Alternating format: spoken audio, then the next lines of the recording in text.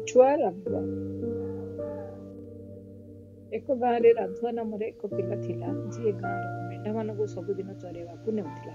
ତାକୁ କାମଟି ଭଲ ଲାଗୁନଥିଲା, କିନ୍ତୁ ପଇସା ପାଇଁ କରିବାକୁ ପଡୁଥିଲା।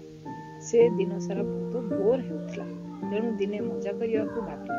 ସେ ଗଛ ଉପରେ ବସି ଜୋରରେ ଚିତ୍କାର କଲା, ଧାଇଁ ଆସ, ବାଘ ଆସିଲା। ଗାଁର ଲୋକମାନେ ଠେଙ୍ଗା ବାଡ଼ି ଧରି ଦୌଡ଼ି ଆସିଲେ, କିନ୍ତୁ ସେଠି କୌଣସି ବାଘ ନଥିଲା। ପିଲାଟି ହସିଦେଲା। ଲୋକମାନେ କ୍ରୋଧିତ ହେଲେ ଏବଂ ଏମିତି ଆଉ ନ କରିବାକୁ କହିଲେ। କିଛି ଦିନ ପରେ ରାଧୁଆ ପୁଣି ସେ କଥା କଲା, ଧାଇଁ ଆସ, ବାଘ ଆସିଲା ବୋଲି ଚିତ୍କାର କଲା। ଗାଁର ଲୋକମାନେ ପୁଣି ଦୌଡ଼ି ଆସିଲେ, କିନ୍ତୁ ଏବେ ବି ବାଘ ଆସିନଥିଲା ଆଉ ସେ ମିଛ କହୁଥିଲା, ଠୋ ଠୋ କରି ହସୁଥିଲା। ଗାଁର ଲୋକମାନେ ବିରକ୍ତ ହୋଇ ଯେ ଯାହା ଘରକୁ ଫେରିଗଲେ। ତାପରେ ଦିନେ ସତକୁ ସତ ଏକ ହେଟା ବାଘ ଆସିଲା ଏବଂ ମେଣ୍ଢାମାନଙ୍କୁ ଆକ୍ରମଣ କଲା। ଏଥର ରାଧୁଆ ଏବଂ ଜୋରରେ ଚିତ୍କାର କଲା, ବଞ୍ଚାଅ, ବାଘ ଆସିଲା। କିନ୍ତୁ ଏଇଥର ଗାଁର କୌଣସି ଲୋକ ଆସିଲେ ନାହିଁ, କାରଣ ସେମାନେ ଭାବିଲେ ଯେ ପୁଣି ମିଛ କହୁଛି। ସନ୍ଧ୍ୟାବେଳେ ଗାଁର ଲୋକମାନେ ରାଧୁଆକୁ ଖୋଜିଲେ। ସେ ଏବେ ଯାଏ ମେଣ୍ଢାମାନଙ୍କୁ ନେଇ କାହିଁକି ଫେରି ନାହିଁ।